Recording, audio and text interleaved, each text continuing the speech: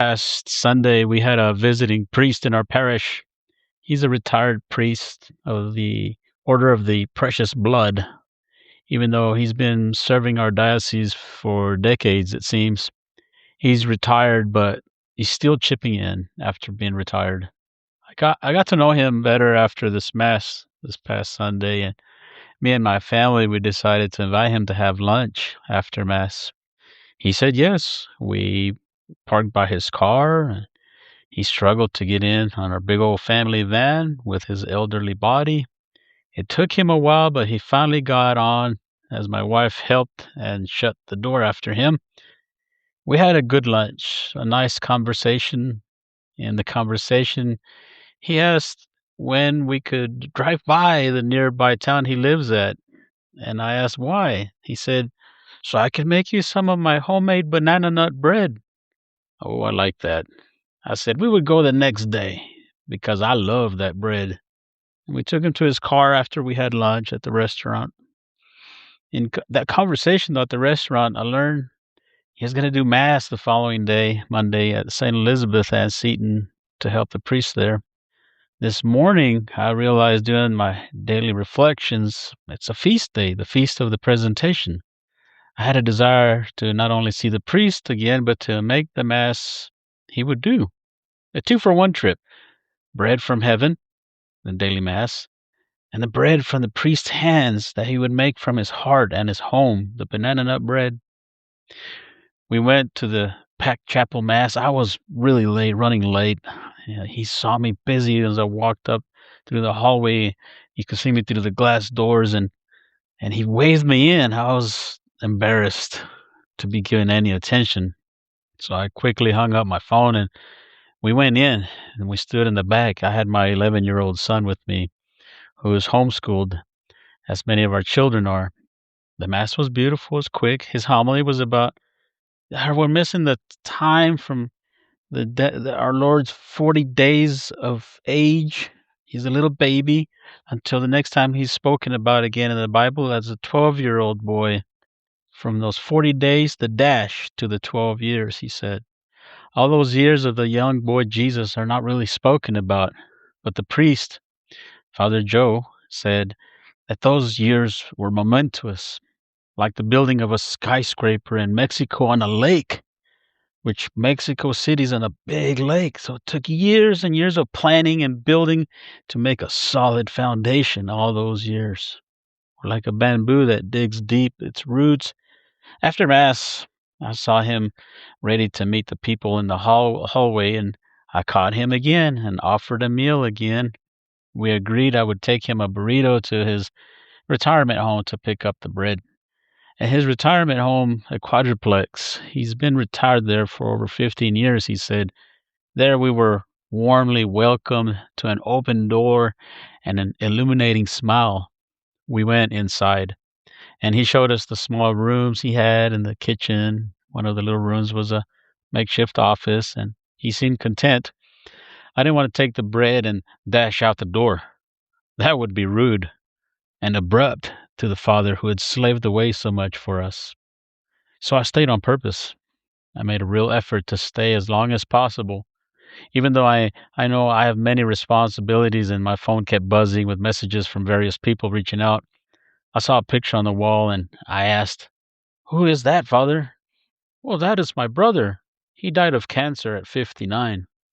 We spoke briefly, and then like a little kid, I asked about the picture next to that one.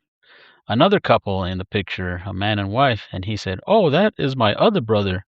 He died of cancer at 49. I began to see a trend. "And what about that third picture, another couple?" He said, "That is my sister. She is still alive, 77 years old, and her husband's over 80. And I asked, "Where do they live, Father?" He said, "Ohio." So we know he's alone.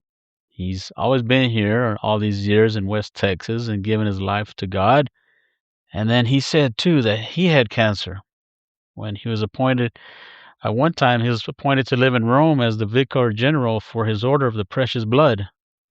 He said he didn't enjoy being in Rome, and he wanted to go back. And Then he found out he had cancer.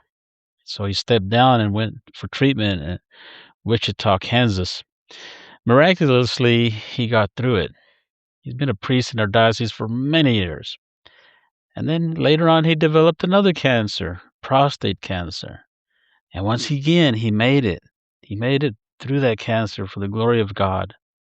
And then again, another cancer on his head later on, and a temple on his head. And he showed me and my son a picture of the hole that they carved out of the temple to prove it. And he was healed again. Amazing, right?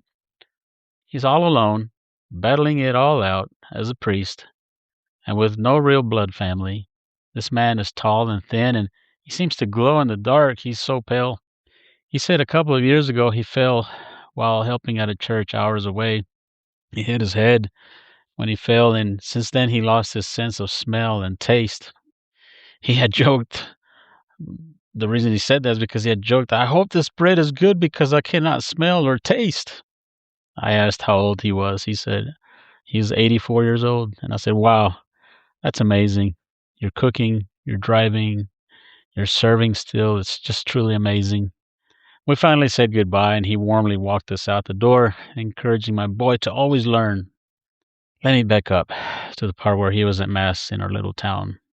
In his homily, he said that we need to be more mindful of the immigration problems going on in our country with ICE and such, and the inhumane things that are happening. And we should get involved into the politics to protect the innocent, to protect life.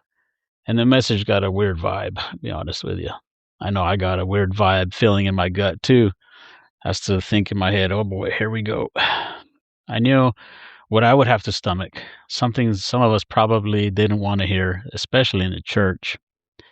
At our family lunch with him, he said he had seen some people walk out during his homily. He's very sharp. He's keen and observant. This made me want to speak to all now about what is known in the Catholic Church as what we call the Judas Shuffle, those who walk out of Mass before it's over. I know there are things that we don't want to hear, but sometimes those things we do not want to hear are truth. So be patient. I know some of those things strike a chord in a staunch heart, like mine. I know that. Try. Be humble. I know sometimes a priest does not say or act like what we want him to do. Surprise. That's how fathers are. That's how all fathers are. They're not perfect. Sometimes. But we are called to obedience. If they lead you through dark roads, the guilt is on their head, not so much yours. Obedience. But this priest was not wrong.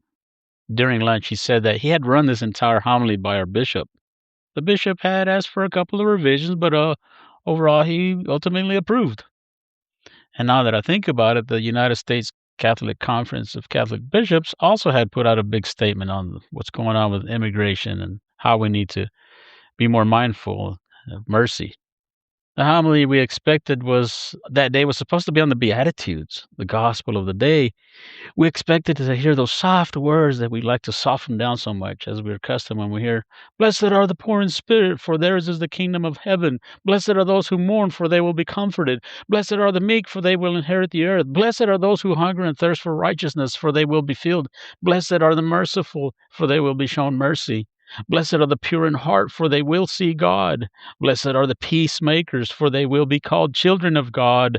Blessed are those who are persecuted because of righteousness, for theirs is the kingdom of heaven."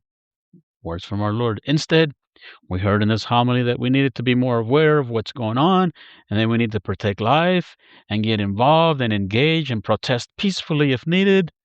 Before he finished, some walked out. Before the entire message was given, some had enough. Limits.